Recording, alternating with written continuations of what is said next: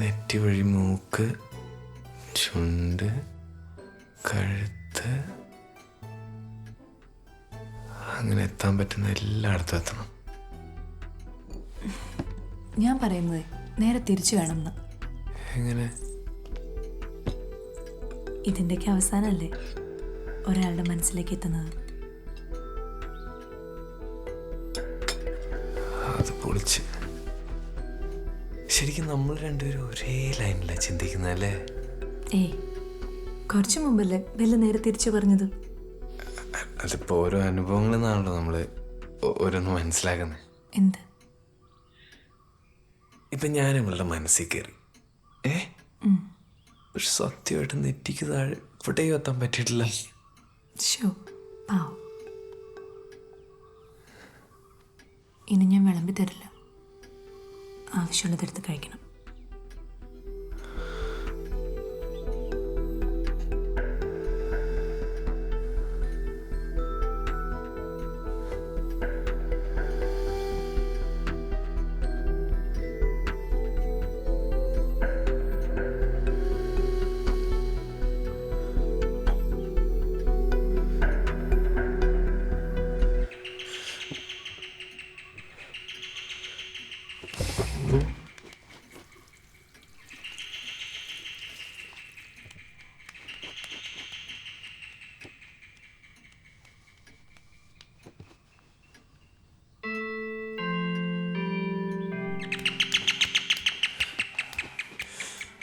എന്നാ പറ്റിയ?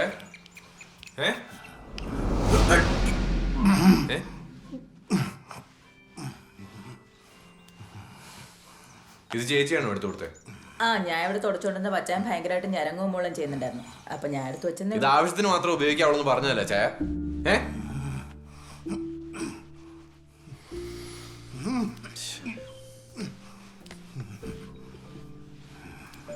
ഈ കഞ്ഞി കുടിക്കുന്നോ ബാക്കി? എന്നാ ഇത് കളഞ്ഞേക്കട്ടെ.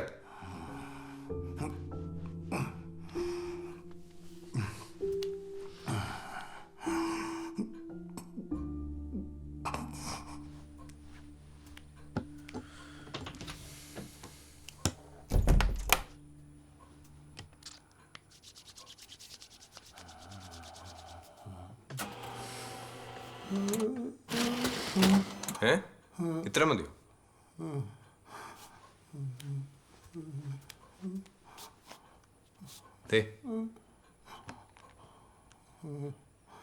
ഞാൻ പോട്ടെ ചേ, നാളെ രാവിലെ വരാം.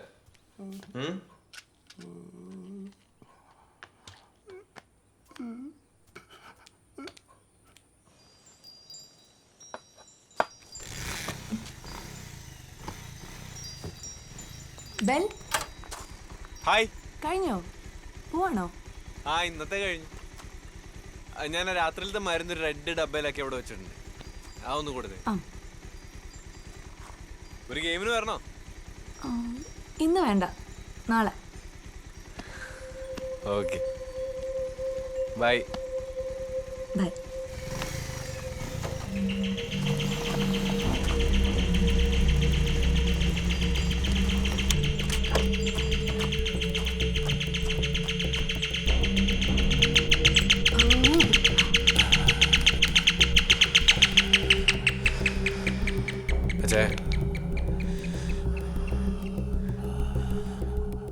എന്തു പറ്റി?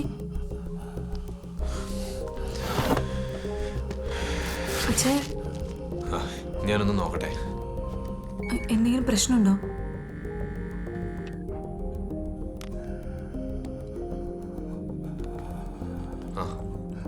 അയ്യോ, ഇത്രയും കുറവാണെങ്കിൽ എന്താ ചെയ്യാ? ഷുഗർ കുറവായതിന്റെ.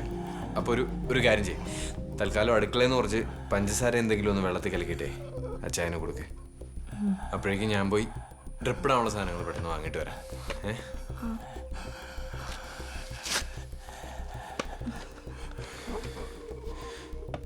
ഞാൻ പെട്ടെന്ന് പോയിട്ട് വരാം കേട്ടോ.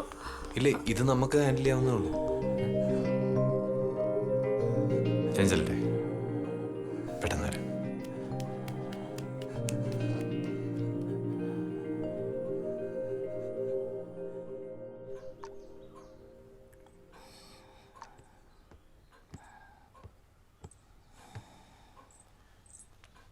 എന്തായി? ആദ്യത്തെ ട്രിപ്പ് തീരാറായിട്ടുണ്ട്. നീ ഒരെണ്ണം കൊണ്ടുണ്ട്, അത് കഴിഞ്ഞില്ലേ? കുഴപ്പമില്ല, ഇപ്പൊ സ്റ്റേബിളാ. രാത്രി എന്തെങ്കിലും പറ്റിയാലോ? ആ, രാത്രിയിലത്തെ കാര്യമൊന്നും പറയാൻ പറ്റുകയില്ല. നല്ല ശ്രദ്ധ ഉണ്ടാവണം. എന്നാ ഒരു കാര്യം ചെയ്യ്, ബെല്ലിന്ന് ഇവിടെ നിന്നോ, വീട്ടിലേക്ക് വിളിച്ചു പറ വരില്ലാന്ന്.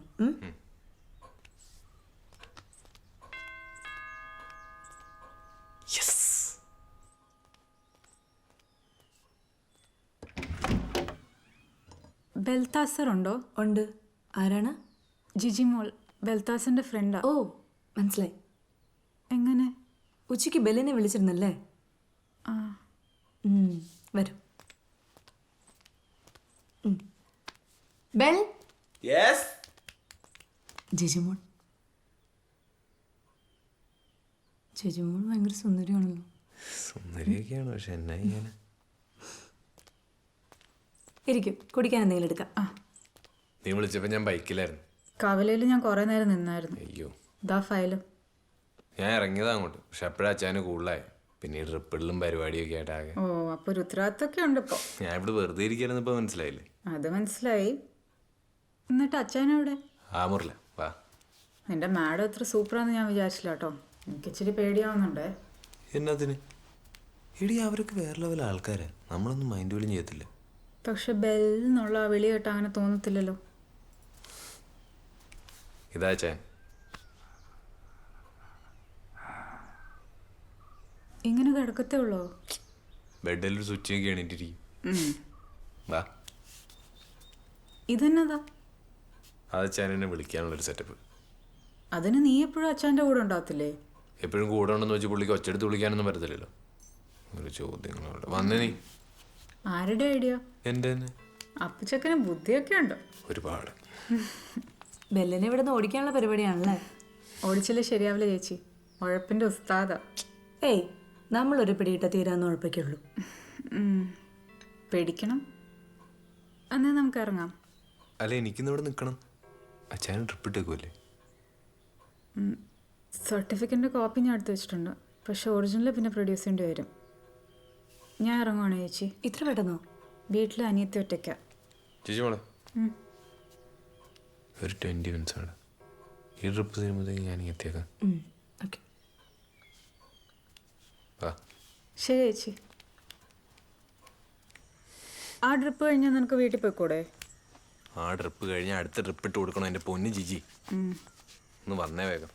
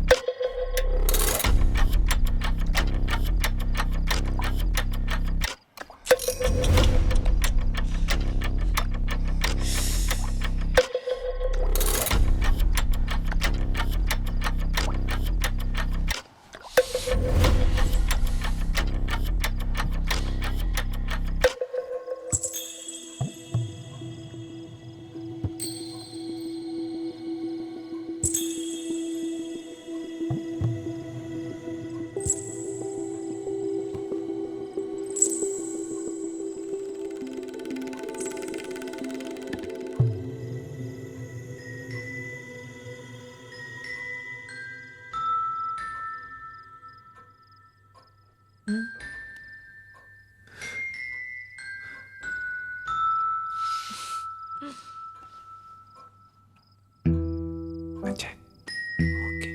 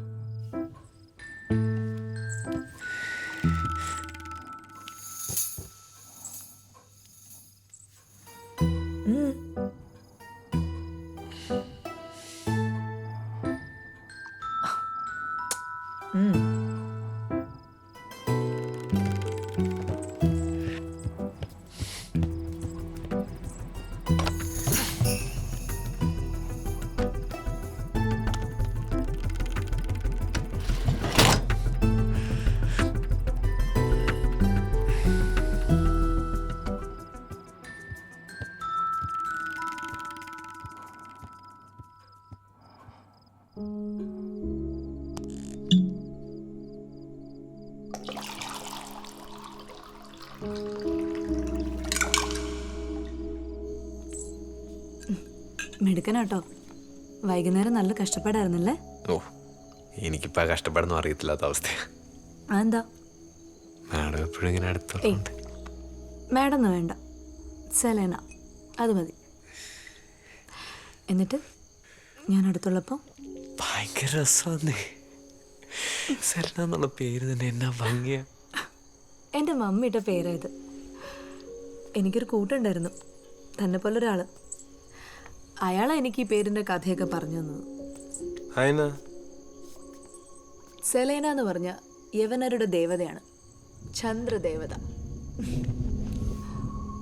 അങ്ങനെയാണെ മമ്മി അറിഞ്ഞിട്ട പേരാ. ഇത് നോക്കിയേ, ആകാശത്തൊരു റാണിയെ പോലെ സൂചിച്ചങ്ങ് നിൽക്കല്ലേ അവള്. സംഭവം ഇവിടെ നോക്കുമ്പോൾ റാണിയാണ് സൂചി നിൽക്കുക എന്നൊക്കെ തോന്നും. അടുത്ത് വന്നാലും സത്യം എന്താണെന്ന് മനസ്സിലാവും.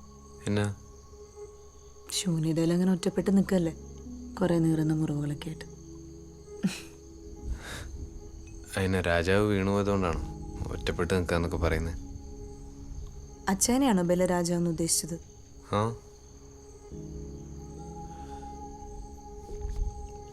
അറബിടന്മാരൊക്കെ രാജാക്കന്മാരെ പോലെ അടിച്ചൊതുക്കി ഭരിക്കുന്നവരാണ് നാട്ടിൽ പറഞ്ഞു കേൾക്കുന്നത്. ഒരു മാസം മുമ്പ് വരെ എൻ്റെ ദേഹത്തൊക്കെ പാടുകൾ കാണായിരുന്നു അങ്ങേരുടെ ഭരണത്തിൻ്റെ. അങ്ങനൊക്കെ ചെയ്യുമോ അയാള്? ചെയ്യുമെന്നോ? അങ്ങേരുടെ പേക്കൂത്തില്ലാത്ത ദിവസങ്ങളില്ലായിരുന്നു. അതിന് പ്രത്യേകിച്ച് കാരണങ്ങളൊന്നും വേണ്ട. തനിക്കറിയോ, ഒരു ഗെയിമിന് തോറ്റു കൊടുത്തില്ലെങ്കിൽ പോലും ഇവിടെ ഭൂകമ്പായിരിക്കും. ചുമ്മാ ഇപ്പൊ കിടന്ന് അനുഭവിക്കുന്നത്. ആരനുഭവിക്കുന്നു? അനുഭവിക്കുന്നതൊക്കെ ഞാനല്ലേ. എനിക്കല്ലേ ഇതൊന്നും ഇവിടെ പറയാൻ പോലും ആരുമില്ലാത്തത്. അങ്ങനൊന്നും പറയല്ലേ. പിന്നെ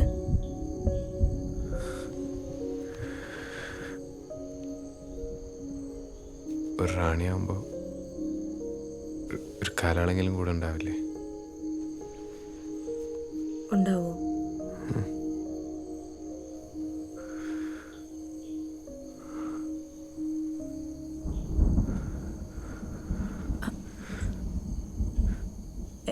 എങ്കിൽ ഞാൻ ഡിന്നർ റെഡിയാക്കിയിട്ട് വരാം. ഡിന്നറിന് എന്താ വേണ്ടത് തനിക്ക്?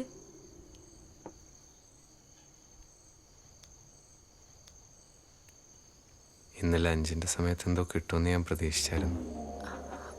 അതെയോ? എന്നാ എൻ്റെ മനസ്സ് മാറുന്നതിന് മുമ്പേ അതങ്ങെടുത്തോ.